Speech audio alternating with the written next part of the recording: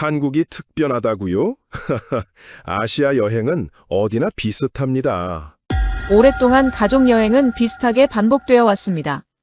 유명한 도시를 돌고 정해진 코스를 따라 움직이고 아이들은 점점 지쳐갔습니다. 일본 여행을 마친 한 캐나다 가족도 마찬가지였습니다. 아이들은 아침마다 움직이기를 거부했고 여행은 점점 버티는 시간이 되어가고 있었습니다. 그런데 마지막으로 향한 한국에서 설명되지 않는 변화가 시작되기 시작했습니다. 특별한 관광지도 아니었고 계획된 일정도 아니었습니다. 그저 아주 평범한 순간 하나가 가족 전체를 바꾸기 시작했습니다. 한국에서는 대체 무엇이 작동하고 있었던 걸까요? 그 놀라운 이야기를 지금 시작합니다. 아빠, 나 오늘 안 갈래. 노아가 침대에서 일어나지 않았습니다. 이불을 머리까지 뒤집어 쓴 채로 꼼짝도 하지 않았습니다. 커튼 사이로 도쿄의 아침 햇살이 비쳐 들어오고 있었지만 그 빛이 우리 가족에게는 닿지 않는 것 같았습니다. 저는 노아를 한참 바라봤습니다. 억지로 일으켜야 할지 그냥 둬야 할지 15년간 세계를 돌아다닌 사람이 7살짜리 아이 앞에서 판단이 서질 않았습니다. 그때 에이든이 조용히 물었습니다. 아빠, 우리 가족 여행 왜 하는 거야? 따지는 게 아니었습니다. 화가 난 것도 아니었죠. 그냥 진짜로 모르겠다는 얼굴이었습니다. 10살짜리 아이의 그 눈빛이 어떤 말보다 더 깊이 박혔습니다. 저는 입을 열었다가 다시 닫았습니다. 좋은 추억을 만들어주려고. 그 말이 목구멍 앞까지 올라왔지만 끝내 나오질 않았습니다. 지금 이 꼴 앞에서 그 말을 꺼내는 건 거짓말이었으니까요. 아내 니키가 저를 봤습니다. 아무 말도 하지 않았습니다. 그 침묵이 가장 무거웠습니다. 저는 루카스 벤넷입니다. 캐나다 밴쿠버 출신이고 글로벌 물류와 유통 분야에서 15년을 일했습니다. 출장으로 수십 개 나라를 다녔고 웬만한 상황에서는 흔들리지 않는다고 자부해왔습니다. 그런 제가 가족 여행 하나 제대로 감당하지 못하고 있었습니다. 아이들 일정 하나 챙기는 것이 수백억짜리 물류 계약을 조율하는 것보다 훨씬 어렵다는 걸 도쿄에 와서야 뼈저리게 깨달았죠. 일본에서의 2주를 한마디로 정리하면 이렇습니다. 여행이 아니라 생존이었습니다. 도착 첫날부터 삐걱거렸습니다. 메뉴판은 온통 일본어였고 에이든이 먹을 수 있는 음식을 찾으려면 골목을 몇 개씩 돌아다녀야 했습니다. 관광지마다 줄이 끝도 없이 이어져 있었고 아이들 페이스에 맞춰 일정을 조율하다 보면 어느새 하루가 끝나 있었습니다. 겉으로는 괜찮은 척했지만 속은 이미 한계에 다가가고 있었죠. 이 정도면 충분히 즐기고 있는 거라고 계속 스스로를 설득했습니다. 그런데 닷새째 되던 날이었습니다. 유명하다는 공원을 찾아갔는데 노아가 걷다 지쳐 그 자리에서 울음을 터뜨렸습니다. 관광객들이 흘깃거렸습니다. 저는 노아를 번쩍 들어 어깨에 올렸습니다. 에이드는 말없이 제 옆에서 발을 질질 끌었습니다. 등이 뻐근했습니다.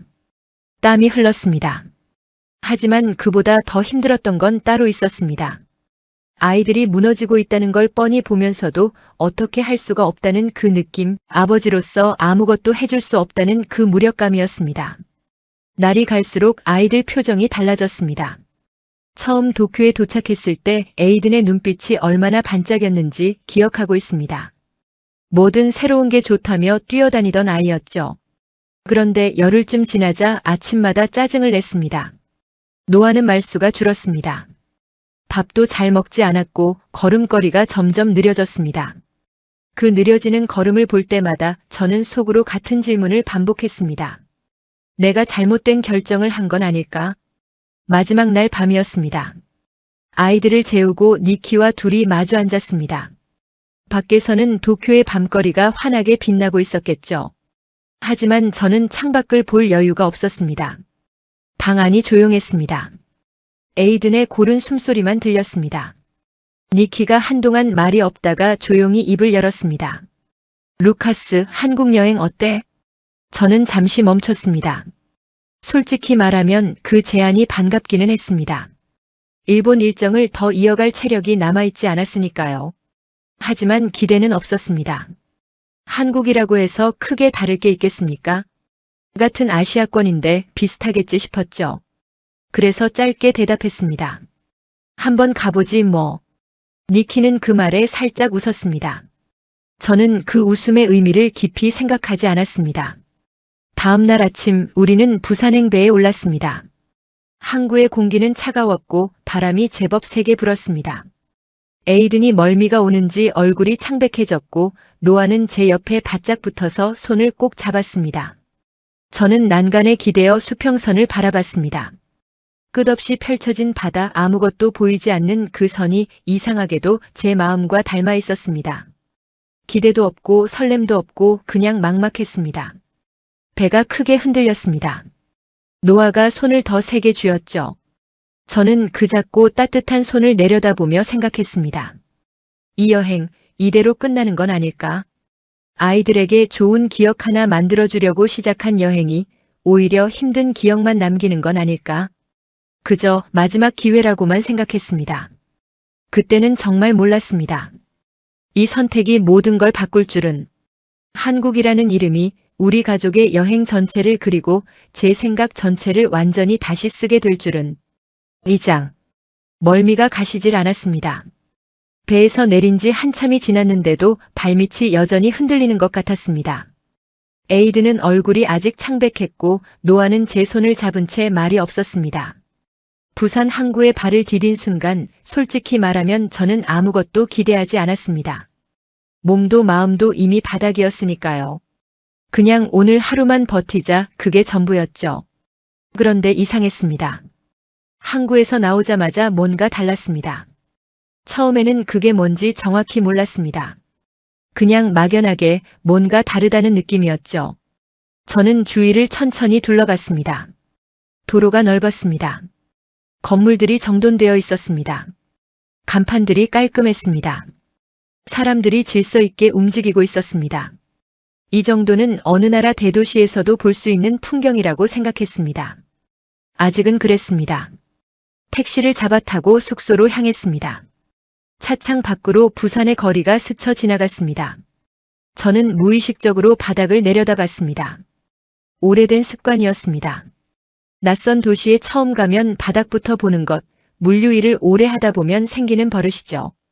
도시의 관리 수준이 바닥에 다 드러나거든요. 쓰레기가 있는지, 낙서가 있는지, 배수로가 막혀 있는지. 그걸 보면 그 도시가 어떻게 돌아가는지 대충 알 수 있습니다. 바닥이 깨끗했습니다. 그냥 깨끗한 게 아니었습니다.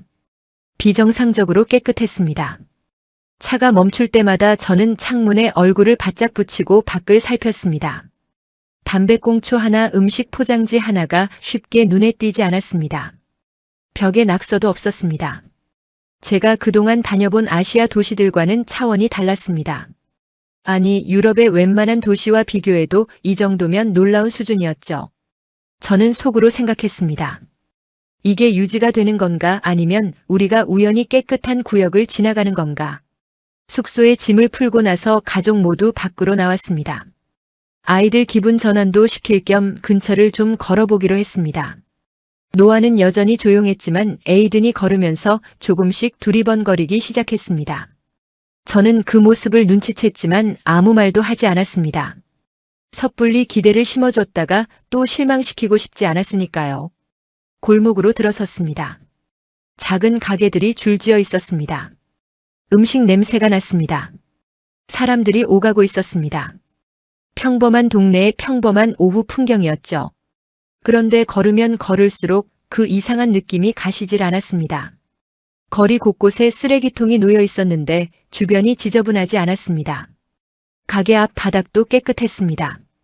누군가 꾸준히 관리하고 있다는 게 느껴졌습니다. 아니면 애초에 어지럽히지 않는다거나. 에이든이 불쑥 물었습니다. 아빠, 여기 왜 이렇게 깨끗해? 저는 잠시 멈췄습니다. 아이 눈에도 보였던 거죠. 저는 뭐라고 대답해야 할지 몰라서 그냥 말했습니다. 글쎄, 아빠도 모르겠는데. 사실이었습니다. 단순히 청소를 잘하는 것만으로는 설명이 안 됐습니다. 이건 시스템의 문제였습니다. 사람들이 스스로 지키는 무언가가 있다는 뜻이었죠. 그게 어디서 오는 건지 저는 아직 알지 못했습니다. 그때 노아가 에이든 팔을 잡아당겼습니다. 오빠, 저거 봐. 작은 화분들이 가게 앞에 가지런히 놓여 있었습니다. 누가 심어둔 건지 골목 입구부터 안쪽까지 줄지어 이어져 있었습니다. 노아가 그 앞에 쪼그려 앉았습니다. 꽃을 손가락으로 살짝 건드렸습니다. 그리고 작게 웃었습니다. 저는 그 웃음을 보고 멈춰 섰습니다. 도쿄에서 마지막으로 저 웃음을 봤던 게 언제였는지 기억이 나지 않았습니다. 니키가 제 팔을 살짝 건드렸습니다. 저를 보며 조용히 말했죠. 루카스, 여기 괜찮은 것 같아. 저는 그 말에 바로 동의하지 않았습니다. 아직은 판단하기 이르다고 생각했습니다. 하루 이틀 걸어 다닌 것만으로 이 나라를 평가할 수는 없었죠. 그래도 부정하기도 어려웠습니다. 분명히 뭔가가 달랐습니다. 그게 정확히 뭔지는 아직 몰랐지만 일본에서 느꼈던 그 답답함이 여기서는 느껴지지 않았습니다. 저녁이 되어 우리는 항구 쪽으로 나갔습니다. 바다가 보이는 곳에서 자리를 잡았습니다. 노을이 지고 있었습니다. 부산 앞바다가 붉게 물들어가고 있었죠. 에이든이 난간에 매달려 바다를 내려다보고 있었습니다. 노아는 제 옆에 앉아 조용히 그 풍경을 바라봤습니다. 아이들이 오랜만에 조용히 뭔가를 바라보고 있었습니다. 지쳐서가 아니라 그냥 좋아서 그러는 것 같았습니다. 그 모습을 보면서 저는 처음으로 생각했습니다. 이곳은 뭔가 다르다고. 아직 확신은 없었습니다. 하지만 부정할 수도 없었습니다. 이 도시는 제가 생각했던 것과는 달랐습니다.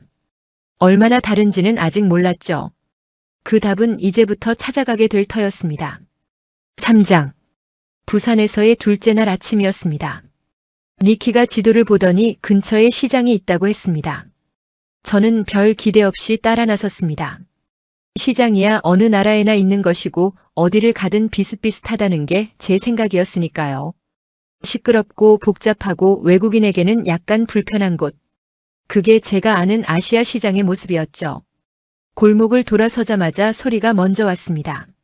상인들의 목소리, 사람들이 오가는 소리, 기름 냄새와 향신료 냄새가 뒤섞인 공기. 좁은 골목 양쪽으로 가게들이 빼곡히 늘어서 있었고 그 사이로 사람들이 쉼없이 흘러다녔습니다. 복잡했습니다. 하지만 이상하게 불편하지는 않았습니다. 오히려 활기가 있었습니다. 살아있다는 느낌, 그게 먼저였죠. 에이든이 눈을 반짝이기 시작했습니다. 이것저것 손가락으로 가리키며 니키한테 물어댔습니다. 노아는 제 손을 잡은 채 천천히 걸으면서 주변을 둘러봤습니다. 생선을 손질하는 아주머니, 커다란 솥에서 김이 펄펄 나는 국밥집, 색색깔의 과일들이 쌓인 가판대.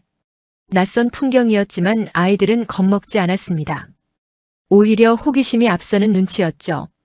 조금 더 걷다 보니 한쪽에 커다란 솥이 놓인 노점이 눈에 들어왔습니다. 솥 안에서 뭔가가 끓고 있었고 국물 냄새가 골목 전체에 퍼져 있었습니다.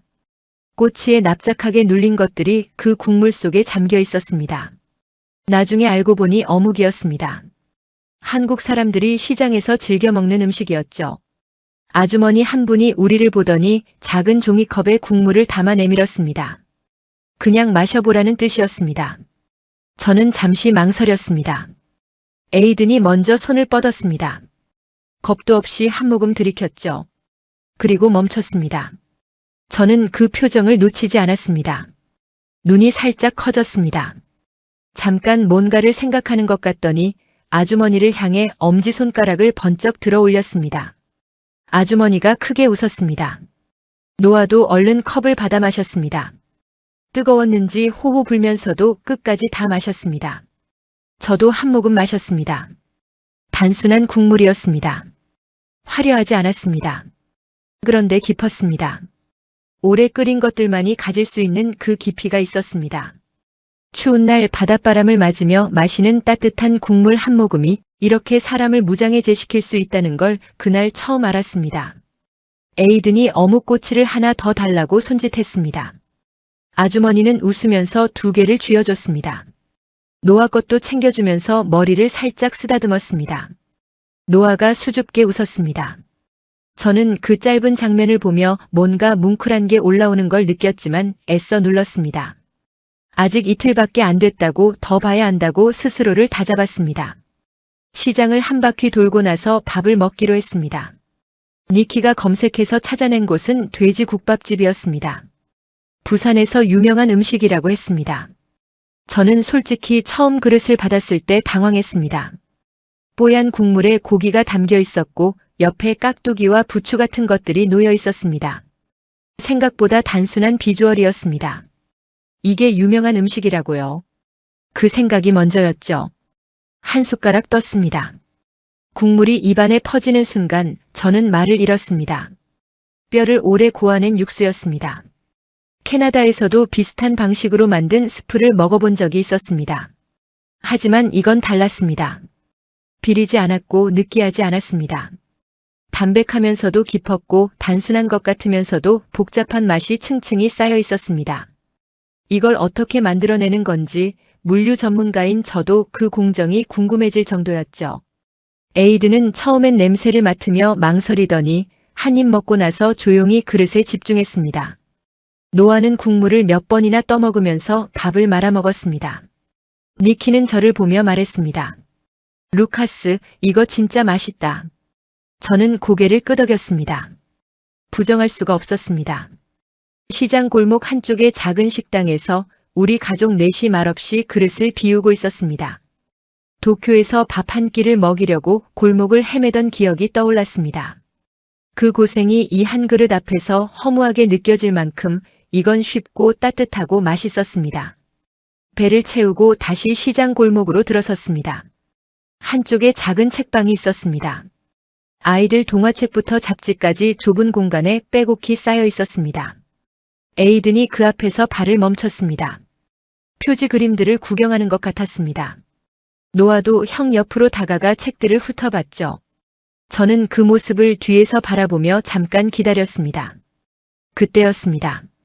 책방 안에 있던 할아버지 한 분이 밖으로 나왔습니다. 백발의 체구가 작은 분이었습니다. 그분은 아이들을 보더니 잠시 멈췄습니다. 그리고 무언가를 생각하는 듯 안으로 들어갔다가 곧 책 한 권을 들고 다시 나왔습니다. 그림이 가득한 동화책이었습니다. 할아버지는 노아 앞에 쪼그려 앉더니 그 책을 두 손으로 내밀었습니다. 저는 순간 굳었습니다. 무슨 상황인지 파악이 되질 않았습니다. 물건을 파는 건지 그냥 보여주는 건지. 저는 반사적으로 지갑을 꺼내려 했습니다. 그런데 할아버지가 손을 가로저었습니다. 돈을 받지 않겠다는 뜻이었습니다. 그리고 노아를 보며 천천히 웃었습니다. 말은 통하지 않았습니다. 하지만 그 웃음의 의미는 통했습니다. 그냥 주는 거였습니다. 아무 이유 없이. 노아가 저를 올려다봤습니다. 받아도 되냐는 눈빛이었죠. 저는 멍하니 고개를 끄덕였습니다. 노아가 두 손으로 책을 받으며 꾸벅 인사를 했습니다. 할아버지가 소리내어 웃었습니다. 에이든도 따라서 인사를 했습니다. 저는 그 자리에 서서 그 장면을 바라봤습니다. 왜 우리에게 라는 생각이 먼저였습니다.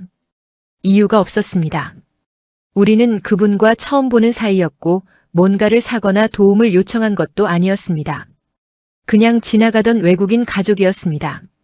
그런데 아무런 계산 없이 아이에게 책을 건넸습니다. 제가 그동안 다녀본 수십 개의 나라에서 이런 방식의 친절을 받아본 기억이 없었습니다. 니키가 제 팔을 잡았습니다. 목소리가 살짝 떨렸습니다. 루카스, 봤어? 저는 대답하지 않았습니다. 대답할 말을 찾을 수가 없었습니다. 노아는 시장을 걷는 내내 그 책을 품에 안고 다녔습니다. 한 번도 내려놓지 않았습니다. 에이드는 그 책 표지를 자꾸 들여다보며 무슨 이야기일지 상상하는 것 같았습니다. 아이들이 그렇게 뭔가를 소중히 들고 다니는 모습을 저는 이번 여행에서 처음 봤습니다. 시장을 빠져나올 무렵 저는 오늘 하루를 조용히 정리해봤습니다. 어묵 국물 한 모금, 돼지국밥 한 그릇, 그리고 이유 없는 친절 하나. 대단한 것들이 아니었습니다. 하지만 이 작은 것들이 연달아 쌓이면서 제 안에서 뭔가가 흔들리고 있었습니다. 이건 시스템이 아니었습니다. 사람이었습니다. 그리고 그 사람들이 만들어내는 무언가가 이 나라 곳곳에 스며 있었습니다. 그날 밤 노아가 품에 안고 잠든 그 책을 한참 바라봤습니다. 알아볼 수 없는 한국어 글자들, 알록달록한 그림들. 이 나라는 제가 생각했던 곳이 아니었습니다. 그 확신만큼은 그날 밤 분명해졌습니다. 사장. 아빠, 여기가 일본보다 좋아. 저는 그 말을 듣고 잠시 손을 멈췄습니다. 10살짜리 아이가 꺼낸 말이었지만 가볍게 넘기기가 어려웠습니다. 왜냐하면 저도 같은 생각을 하고 있었으니까요. 다만 어른이라는 이유로, 경험이 많다는 이유로 섣불리 결론 내리지 않으려 버티고 있었을 뿐이었죠. 아이는 그냥 느끼는 대로 말해버렸습니다. 저는 그게 오히려 정직하다는 생각이 들었습니다. 그날부터 저는 의식적으로 두 나라를 비교하기 시작했습니다. 물류 일을 오래 하면 자연스럽게 몸에 배는 습관이 있습니다. 두 가지를 놓고 차이를 분석하는 것, 어느 쪽이 더 효율적인지, 어느 쪽이 더 잘 작동하는지를 따지는 것. 저는 그 방식으로 일본과 한국을 들여다보기 시작했습니다. 음식부터 달랐습니다. 일본에서는 아이들이 먹을 수 있는 것을 찾는 게 매번 숙제였습니다. 메뉴판을 해독해야 했고, 알레르기 걱정을 해야 했고, 아이 입맛에 맞는 것을 찾으면 가게 앞에 긴 줄이 기다리고 있었습니다. 한국은 달랐습니다. 골목마다 선택지가 넘쳤고 어디를 들어가도 아이들이 먹을 만한 것이 있었습니다. 식당 주인들이 아이들을 보면 먼저 뭔가를 챙겨주려 했습니다. 말은 통하지 않아도 그 의도는 분명했죠. 거리의 분위기는 더 큰 차이를 보였습니다. 일본의 거리는 조용했습니다. 정돈되어 있었고 깨끗했고 아름다웠습니다. 하지만 어딘가 긴장감이 있었습니다. 사람들이 서로 눈을 잘 마주치지 않았고 감정을 드러내는 일이 드물었습니다. 외국인인 우리가 뭔가를 물어보려 하면 상대방이 먼저 불편해하는 게 느껴질 때가 있었습니다. 언어 문제가 아니었습니다. 그냥 거리감이 있었죠. 한국 사람들은 달랐습니다. 길을 묻기 위해 누군가에게 다가가면 상대방이 오히려 더 적극적으로 나섰습니다. 영어가 안 되면 손짓 발짓을 동원했고 그것도 부족하면 직접 앞장서서 데려다 주려 했습니다. 어느 날 지하철역에서 출구를 찾지 못해 두리번거리고 있었는데 지나가던 젊은 남자가 먼저 말을 걸어왔습니다. 서툰 영어였지만 또렷한 눈빛이었죠. 저를 출구까지 직접 안내해주고는 인사도 받지 않고 사라졌습니다. 그 뒷모습을 보면서 저는 한동안 움직이지 못했습니다. 가족 단위로 여행하기에도 한국이 훨씬 수월했습니다.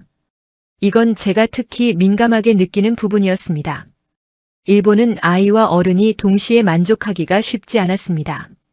아이들 눈높이에 맞추면 어른이 지루했고 어른 일정으로 움직이면 아이들이 힘들었습니다. 어느 쪽도 완전히 만족하지 못하는 상태가 계속됐죠. 한국은 그 경계가 없었습니다. 시장에서도 거리에서도 식당에서도 아이들과 어른이 같은 공간에서 각자 즐길 수 있었습니다. 선택지 자체가 풍부했고 어디를 가든 아이들을 환영하는 분위기였습니다. 니키가 어느 날 저녁 이런 말을 했습니다. 루카스, 여기선 내가 엄마라는 게 부담스럽지 않아. 저는 그 말이 무슨 뜻인지 바로 알아들었습니다. 일본에서 니키는 늘 긴장해 있었습니다. 아이들이 너무 시끄럽게 굴면 어떡하나, 민폐를 끼치면 어떡하나. 그 걱정이 여행 내내 니키를 무겁게 짓누르고 있었죠. 한국에서는 그 무게가 없었습니다. 아이들이 뛰어다녀도 누가 눈총을 주지 않았습니다. 오히려 아이들을 귀여워해줬습니다. 그 차이가 니키에게는 해방감이었던 거죠. 저는 그날 밤 혼자 오랫동안 생각했습니다. 같은 동아시아권이라고 비슷하겠지라고 생각했던 제 선입견이 얼마나 얕은 것이었는지가 선명해지고 있었습니다. 지리적으로 가깝다고 해서 사람이 같은 게 아니었습니다. 문화가 같은 게 아니었습니다. 사람들이 서로를 대하는 방식, 낯선 일을 대하는 방식, 아이를 대하는 방식이 이렇게 다를 수 있다는 것을 저는 이번에 처음으로 피부로 느꼈습니다. 이건 단순한 차이가 아니었습니다. 같은 아시아라고 묻기에는 너무 다른 무언가가 이 나라에 있었습니다. 그게 무엇인지 아직 다 알지는 못했습니다. 하지만 한 가지만큼은 확신하기 시작했습니다. 이 나라는 다릅니다. 5장. 부산에서 사흘을 보내고 서울로 올라왔습니다. 기차를 탔습니다. KTX라고 했습니다. 좌석에 앉아 창밖을 보는데 출발한 지 얼마 지나지 않아 풍경이 빠르게 스쳐 지나가기 시작했습니다. 에이든이 속도계를 보더니 눈이 동그래졌습니다. 시속 300km에 가까운 속도였습니다. 그런데 흔들림이 거의 없었습니다. 객실 안은 조용했고 진동도 미미했습니다. 저는 그 사실이 새삼스럽게 느껴졌습니다. 캐나다에서 기차를 타면 이 속도의 절반도 안 되는데 객실이 덜컹거리는 게 예사였으니까요. 서울역에 내리는 순간 분위기가 달랐습니다. 부산도 분명히 활기찬 도시였습니다. 하지만 서울은 차원이 달랐습니다. 역사 안부터 사람들의 밀도가 달랐고 움직임의 속도가 달랐고 공기 자체가 달랐습니다. 뭔가가 끊임없이 돌아가고 있다는 느낌, 이 도시 전체가 쉬지 않고 숨을 쉬고 있다는 느낌이 역 밖으로 나서자마자 밀려왔습니다. 에이든이 입을 딱 벌리고 고층 빌딩들을 올려다봤습니다. 노아는 제 손을 꼭 쥐면서도 눈은 사방을 바라봤습니다. 저도 솔직히 잠시 멈춰섰습니다. 숙소에 짐을 풀고 첫날 저녁 니키가 제안을 하나 했습니다. 루카스, 노래방 가보자. 저는 처음에 내키지 않았습니다. 노래방이라는 게 뭔지는 알고 있었습니다. 좁은 방에서 마이크 들고 노래하는 것 아닙니까? 그게 뭐가 그렇게 대단하겠습니까? 하지만 에이든이 가고 싶다고 했고 노아도 고개를 끄덕였습니다. 저는 마지못해 따라 나섰죠. 방 안에 들어서자마자 에이든이 마이크를 낚아챘습니다.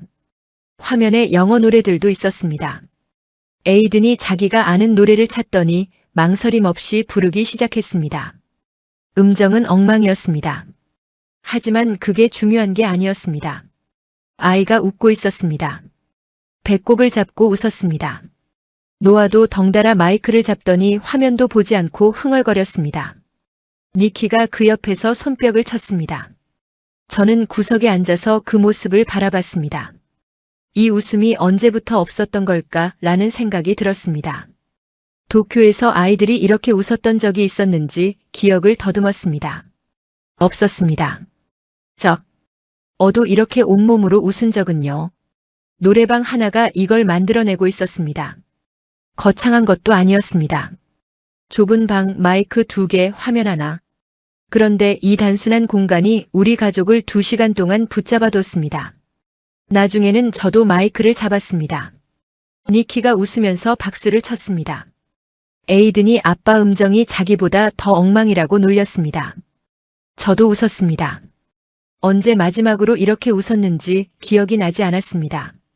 다음 날은 홍대로 나갔습니다. 젊은 사람들이 많이 모이는 거리라고 했습니다. 지하철에서 내려 지상으로 올라오는 순간 저는 잠깐 멈췄습니다.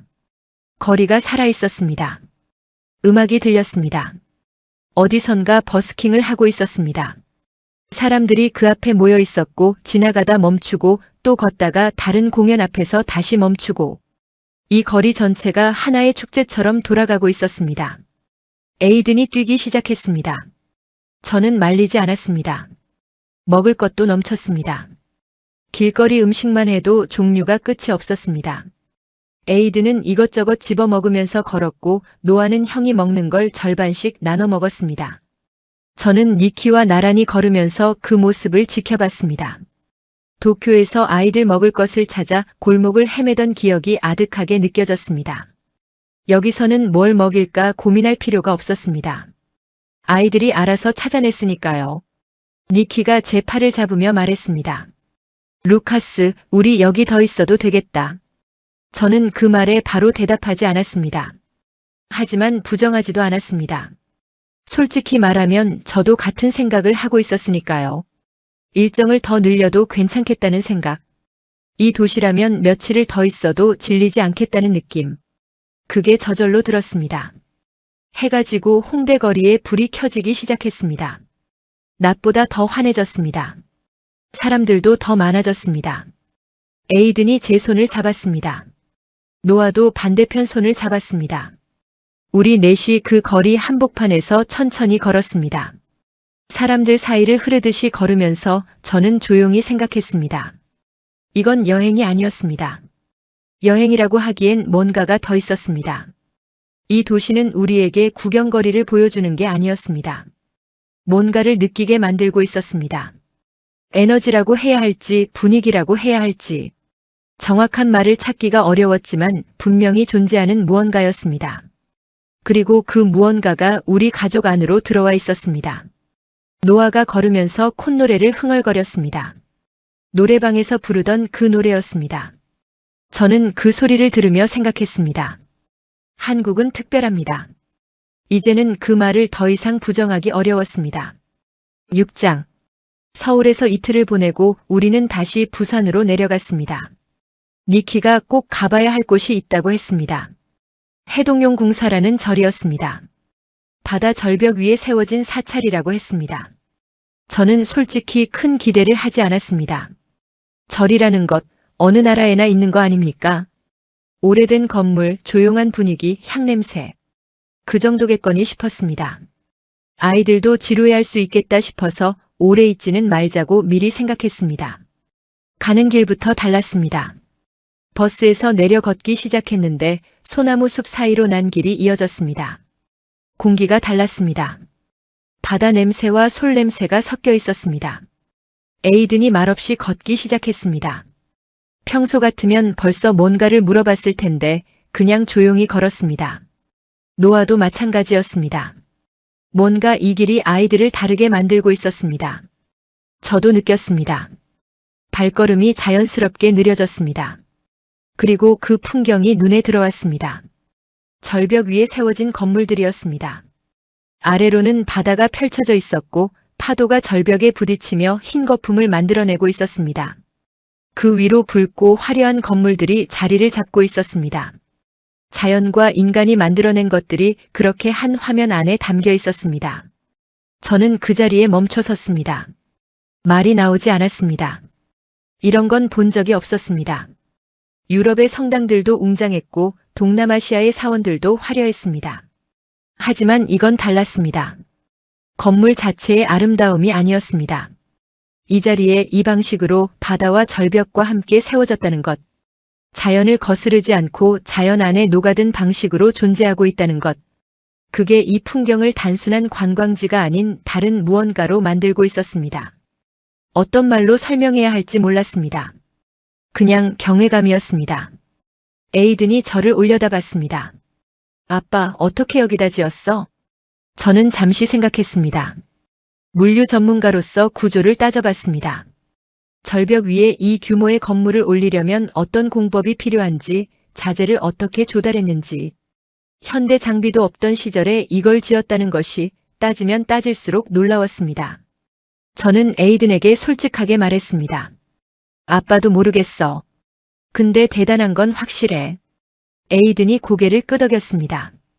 노아는 파도가 절벽에 부딪히는 걸 난간에 매달려 내려다봤습니다. 니키는 그 옆에 서서 바람을 맞으며 조용히 서 있었습니다. 우리 가족 넷이 한동안 말없이 그 풍경 안에 있었습니다. 서울 홍대 거리의 그 소란스러운 에너지와는 전혀 다른 무언가였습니다. 하지만 그것과 마찬가지로 이것도 한국이었습니다. 이 나라가 이렇게 넓은 스펙트럼을 가지고 있다는 게 그 사실 자체가 놀라웠습니다. 서울로 돌아오는 길에 니키가 말했습니다. 국립중앙박물관도 가보자. 세계에서 손꼽히는 규모라고 하더라. 저는 그 말을 듣고 속으로 약간 의심했습니다. 세계에서 손꼽힌다고요? 그 정도면 루브르나 대형 박물관 얘기를 해야 하지 않겠습니까? 한국 박물관이 그 수준이라는 게 선뜻 믿기지 않았습니다. 하지만 해동용 궁사에서 이미 한 번 예상이 빗나간 터라 이번에는 판단을 미루기로 했습니다. 박물관 입구에 들어서는 순간 규모가 먼저 압도했습니다.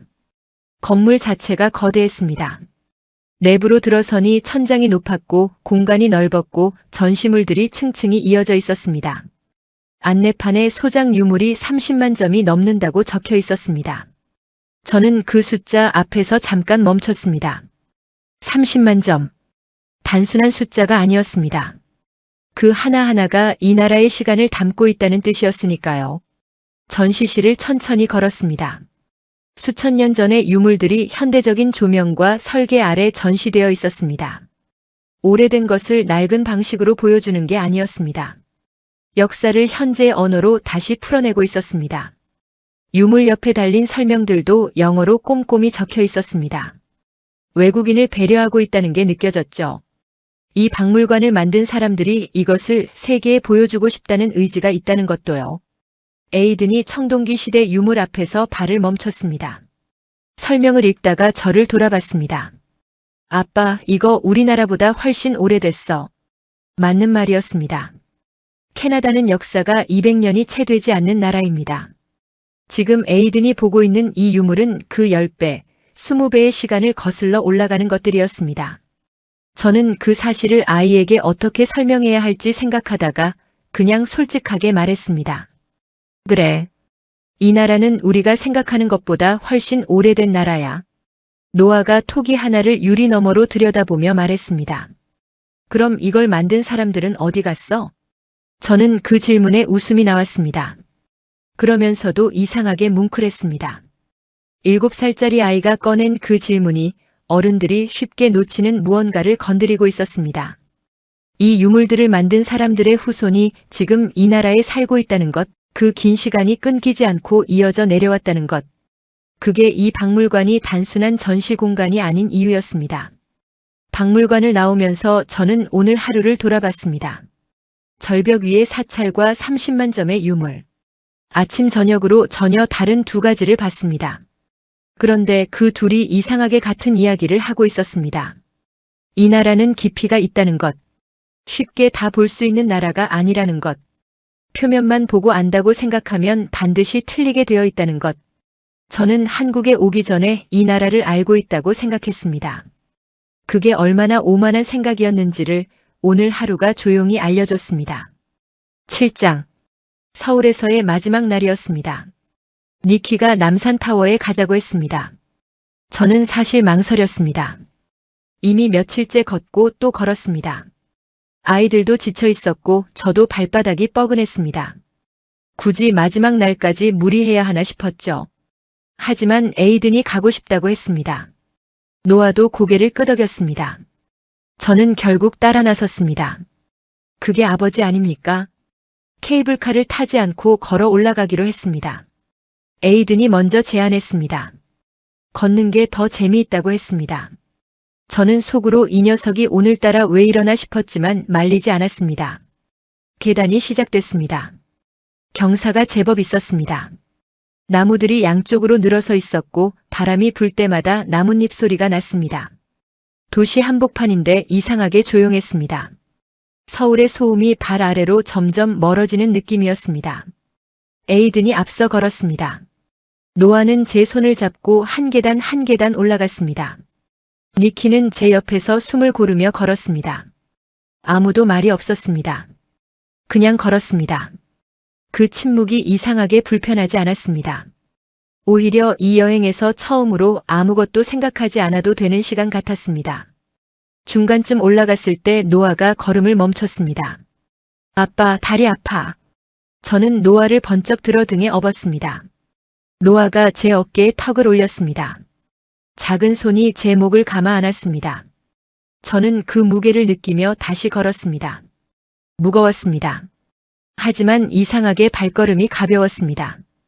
이 무게가 싫지 않았습니다. 오히려 이 무게가 있어서 제가 여기까지 온 것 같았습니다. 정상에 가까워질수록 시야가 트이기 시작했습니다. 나무 사이로 도시의 윤곽이 보였습니다. 아직 다 보이지 않았습니다. 조금만 더, 조금만 더. 에이든이 뛰기 시작했습니다. 저는 노아를 업은 채 그 뒤를 따랐습니다. 그 풍경이 한꺼번에 쏟아졌습니다. 서울이었습니다. 끝이 없었습니다. 사방으로 빌딩들이 펼쳐져 있었습니다. 산과 산 사이, 강과 강 사이, 그 모든 공간을 채우며 도시가 이어지고 또 이어졌습니다. 하늘은 맑았고 늦은 오후의 햇살이 유리창들에 반사되어 도시 전체가 빛나고 있었습니다. 이 나라의 수도가 이 규모로, 이 질서로, 이 밀도로 존재하고 있었습니다. 저는 노아를 등에서 내려 곁에 세웠습니다. 아무 말도 나오지 않았습니다. 머릿속에서 무언가가 빠르게 연결되기 시작했습니다. 부산 항구에서 처음 느꼈던 그 이상한 감각, 시장 골목에서 어묵 국물을 마시던 아이들의 표정, 할아버지가 노아에게 건넨 동화책, 지하철에서 먼저 말을 걸어오던 젊은이, 해동용 공사 절벽 위에서 말을 잃었던 그 순간, 박물관에서 노아가 던진 질문. 그 모든 장면들이 한꺼번에 떠올랐습니다. 그리고 지금 이 풍경 앞에서 그것들이 전부 하나로 이어졌습니다. 이 도시는 우연히 만들어진 게 아니었습니다. 수천 년의 역사를 가진 사람들이 그 시간 동안 쌓아온 것들이 지금 이 모습으로 살아있는 거였습니다. 깨끗한 거리도, 낯선 이에게 먼저 건네는 친절도, 절벽 위에 세운 사찰도, 30만 점의 유물도, 이 끝없이 펼쳐진 도시도 전부 연결되어 있었습니다. 전부 같은 이야기를 하고 있었습니다. 에이든이 제 팔을 잡아당겼습니다. 아빠, 저기 봐. 강이 2개야. 한강이었습니다. 도시 한가운데를 가로지르는 강이 저녁 햇살에 은빛으로 빛나고 있었습니다. 에이든 말이 맞았습니다. 크게 2줄기로 보였습니다. 그 강을 따라 다리들이 이어져 있었고 다리 위로 차들이 흐르고 있었습니다. 저는 그 장면을 바라보며 생각했습니다. 저 강이 이 도시를 얼마나 오래 지켜봐 왔을까? 저 강이 본 것들이 얼마나 많을까? 니키가 제 손을 잡았습니다. 아무 말도 하지 않았습니다. 그냥 손을 잡았습니다. 저는 그 손을 꼭 쥐었습니다.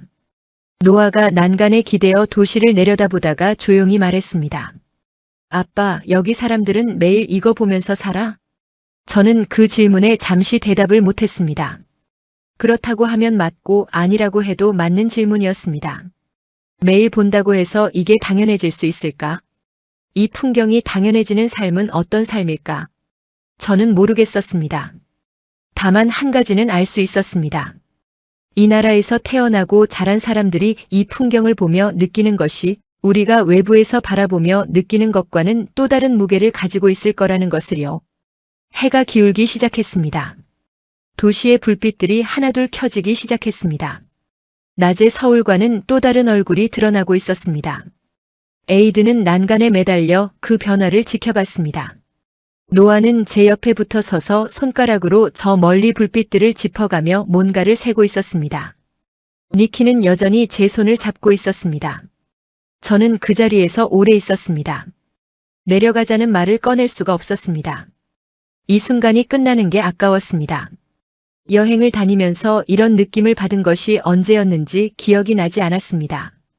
아니, 처음일 수도 있었습니다.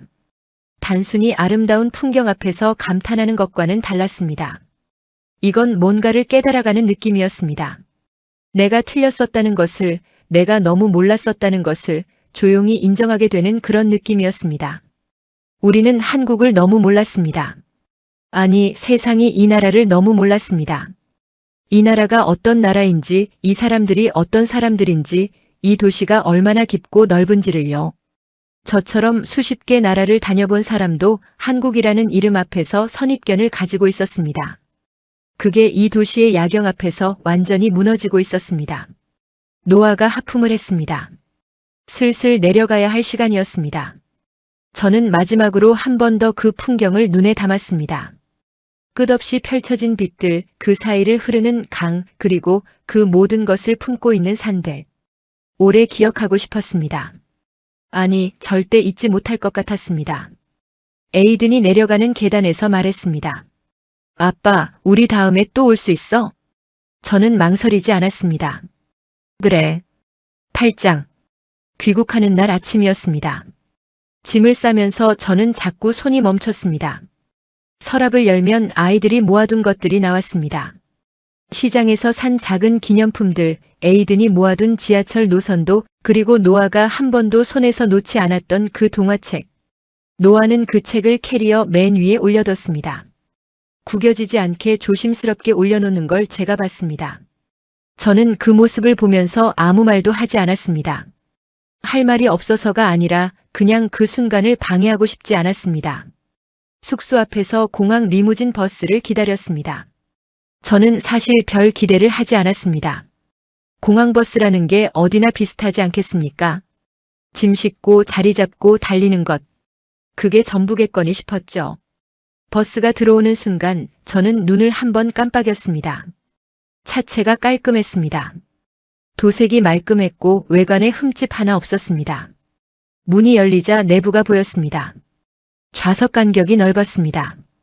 앞 좌석 등받이에 개인 모니터가 달려 있었고 발받침대가 있었습니다. 충전 포트도 있었습니다. 저는 짐을 올리면서 속으로 생각했습니다. 이게 일반 공항버스입니까? 제가 출장 다닐 때 탔던 비즈니스석 항공기 좌석과 크게 다르지 않았습니다. 에이든이 자리에 앉자마자 발받침대를 올렸다 내렸다 하며 좋아했습니다. 노아는 모니터를 이리저리 만져봤습니다.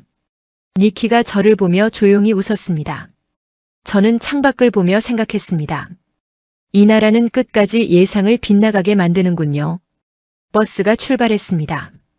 도로가 넓고 매끄러웠습니다. 흔들림이 거의 없었습니다. 창밖으로 서울의 아침 풍경이 흘러갔습니다. 에이드는 어느새 모니터로 만화를 보고 있었고 노아는 제 어깨에 기대어 졸기 시작했습니다. 니키는 창밖을 바라봤습니다. 저는 그 조용한 시간 속에서 지난 며칠을 천천히 되짚었습니다. 부산 항구에 도착하던 날 발밑이 아직 흔들리던 그 느낌. 시장 골목에서 에이든이 어묵 국물을 마시고 아주머니에게 엄지손가락을 들어 올리던 장면. 돼지국밥 한 그릇을 말없이 비우던 우리네. 할아버지가 노아에게 두 손으로 동화책을 건네던 그 순간. 지하철에서 먼저 말을 걸어오던 젊은이의 눈빛. 홍대 거리에서 에이든이 뛰기 시작하던 것. 노래방에서 온 가족이 배를 잡고 웃던 밤. 해동용 공사 절벽 위에서 말을 잃었던 그 아침. 박물관에서 노아가 던진 질문. 그리고 남산타워에서 서울의 야경이 한꺼번에 쏟아지던 그 순간. 하나하나가 선명했습니다. 이 여행에서 이렇게 선명한 장면들이 이렇게 많이 쌓인 것이 저는 처음이었습니다. 수십 개 나라를 다녔지만 돌아가는 길에 이 많은 장면들이 한꺼번에 떠오른 적이 없었습니다. 그게 무엇을 의미하는지 저는 이제 알 것 같았습니다. 인천공항에 도착했습니다. 공항에 들어서는 순간 저는 또 한 번 멈췄습니다. 물류 전문가로 15년을 일하며 세계 수십 개 공항을 드나들었습니다. 공항이라는 공간을 저만큼 많이 경험한 사람도 드물 겁니다. 그런 제가 인천공항 안으로 들어서면서 무의식적으로 주변을 살피기 시작했습니다. 오래된 직업적 습관이었죠. 천장이 높았습니다. 공간이 넓었고 동선이 명확했습니다. 안내 표지판들이 한국어와 영어, 일본어, 중국어로 깔끔하게 정리되어 있었습니다. 바닥이 빛났습니다. 유리창으로 햇살이 가득 들어오고 있었고 공항 전체가 환하고 쾌적했습니다. 어느 구석을 봐도 지저분한 곳이 없었습니다. 제가 지나다닌 공항들 중에서 이 정도 규모의 이 수준의 청결도를 유지하는 곳이 몇 군데나 될지 손가락으로 꼽을 수 있을 정도였습니다. 그때 에이든이 소리쳤습니다. 아빠, 저게 뭐야? 로봇이었습니다. 안내 로봇이 공항 안을 천천히 움직이고 있었습니다. 여행객들에게 길을 안내하는 로봇이었습니다. 에이든이 그쪽으로 달려갔습니다. 로봇 앞에서 뭔가를 물어보는 것 같았습니다. 로봇이 화면을 통해 안내를 해줬습니다. 에이든이 돌아와서 말했습니다. 아빠, 저 로봇한테 게이트 물어봤는데 알려줬어. 저는 그 말을 듣고 잠시 생각했습니다. 안내 직원을 대신하는 로봇이 공항 안을 돌아다니며 여행객을 안내하고 있다는 것. 이걸 당연하게 생각할 수 있는 나라가 얼마나 될까요? 기술이 있다고 해서 다 되는 게 아닙니다. 그걸 공항이라는 실제 공간에 자연스럽게 녹여내는 것, 그리고 그게 작동하게 만드는 시스템이 있어야 가능한 일이었습니다. 저는 습관적으로 휴대폰을 꺼내 와이파이를 잡으려 했습니다. 공항 무료 와이파이였습니다. 연결됐습니다. 속도를 확인했습니다. 저는 눈을 한번 깜빡였습니다. 공항 무료 와이파이가 이 속도입니까? 캐나다에서 유료로 쓰는 인터넷보다 빠른 속도가 공항 무료 와이파이로 잡혔습니다. 니키한테 보여줬습니다. 니키도 잠시 화면을 보더니 웃었습니다. 이 나라 진짜 끝까지 보여주네. 맞는 말이었습니다. 이 나라는 처음부터 끝까지 한결같았습니다. 부산의 시장 골목에서 보여준 것들이, 서울의 거리에서 보여준 것들이, 그리고 지금 이 공항에서 보여주는 것들이 전부 같은 방향을 가리키고 있었습니다. 이건 우연이 아니었습니다. 이 나라 전체가 하나의 방향으로 움직이고 있다는 증거였습니다. 출국 심사를 마치고 탑승 게이트로 향했습니다. 에이든이 갑자기 말했습니다. 아빠, 한국 사람들은 왜 이렇게 친절해? 저는 그 질문을 받고 한동안 생각했습니다. 쉽게 대답할 수 있는 질문이 아니었습니다. 친절하게 살아야 한다고 가르치는 나라는 많습니다. 하지만 그게 생활 속에서 자연스럽게 나오는 나라는 다른 문제입니다. 할아버지가 노아에게 책을 건넨 것은 누가 시켜서 한 게 아니었습니다. 지하철에서 길을 안내해준 젊은이도 어묵 국물을 내밀던 아주머니도 마찬가지였습니다. 그냥 그렇게 하는 사람들이었습니다. 그게 이 나라 사람들 안에 있는 무언가였습니다. 저는 에이든에게 말했습니다. 그게 이 나라가 오랫동안 쌓아온 거야. 에이든이 고개를 끄덕였습니다. 완전히 이해했는지는 모르겠습니다. 하지만 느낌은 알 것 같다는 얼굴이었습니다. 그걸로 충분했습니다. 이 나이에 이걸 느낀 것만으로도 이 여행은 이미 제 역할을 다한 것이었으니까요. 비행기에 올랐습니다. 자리를 잡고 앉자 노아가 캐리어에서 동화책을 꺼내 무릎 위에 올려뒀습니다. 한국어를 읽을 수 없으면서도 그림을 한 장씩 넘겨봤습니다. 저는 그 모습을 옆에서 바라봤습니다. 이 책이 노아에게 어떤 의미인지 아이 스스로는 설명할 수 없을 겁니다. 하지만 이 책을 봤던 그 순간의 따뜻함이 노아 안에 남아있다는 것은 분명했습니다. 그리고 그 따뜻함이 언젠가 노아가 한국을 다시 기억하게 만들 것이었습니다. 비행기가 이륙하기 시작했습니다. 창밖으로 서울이 멀어졌습니다. 한강이 보였습니다. 빛나고 있었습니다. 에이든이 창문에 얼굴을 붙이며 말했습니다. 아빠, 저기 남산타워다. 저는 몸을 기울여 함께 내려다봤습니다. 작아지고 있었지만 분명히 보였습니다. 어젯밤 그 야경이 떠올랐습니다. 구름 속으로 들어가면서 서울이 완전히 사라졌습니다. 저는 등받이에 기대며 눈을 감았습니다. 지쳐 있었지만 도쿄를 떠날 때와는 다른 지침이었습니다. 그때는 무너진 것 같은 피로였다면 지금은 가득 찬 것 같은 피로였습니다. 뭔가를 충분히 경험하고 난 뒤에 오는 그 묵직한 충만함이었죠. 저는 물류 전문가입니다. 수십 개 나라를 다니며 그 나라들을 평가하고 분석하는 데 익숙한 사람입니다. 그런 저에게 한국은 처음부터 끝까지 예상을 빗나가게 만든 나라였습니다. 청결함, 친절함, 에너지, 깊이, 역사, 최첨단 시스템, 그리고 그 모든 것을 자연스럽게 살아내는 사람들. 이것들이 따로따로 있는 게 아니었습니다. 하나로 연결되어 있었습니다. 그리고 그 연결이 이 나라를 단순한 여행지가 아닌 하나의 완성된 세계로 만들고 있었습니다. 누군가 저에게 묻는다면 저는 주저없이 말할 것입니다. 한국에 가십시오. 아이와 함께 가십시오. 유명한 관광지만 보지 말고 시장에 가십시오. 골목을 걸으십시오. 사람들을 보십시오. 공항에 내리는 순간부터 그 나라가 무엇인지 알게 될 것입니다. 우리가 그랬던 것처럼. 니키가 말했습니다. 루카스, 잘 왔지? 저는 눈을 감은 채로 대답했습니다. 응. 잘 왔어. 노아가 제 어깨에 머리를 기댔습니다. 무릎 위에 동화책이 살짝 흘러내렸습니다. 저는 그 책을 다시 올려주고 노아의 어깨를 감쌌습니다. 에이드는 이미 눈을 감고 있었습니다. 니키도 조용히 기대어 있었습니다. 우리는 다시 올 것입니다. 그리고 그때는 더 오래 머물 생각입니다.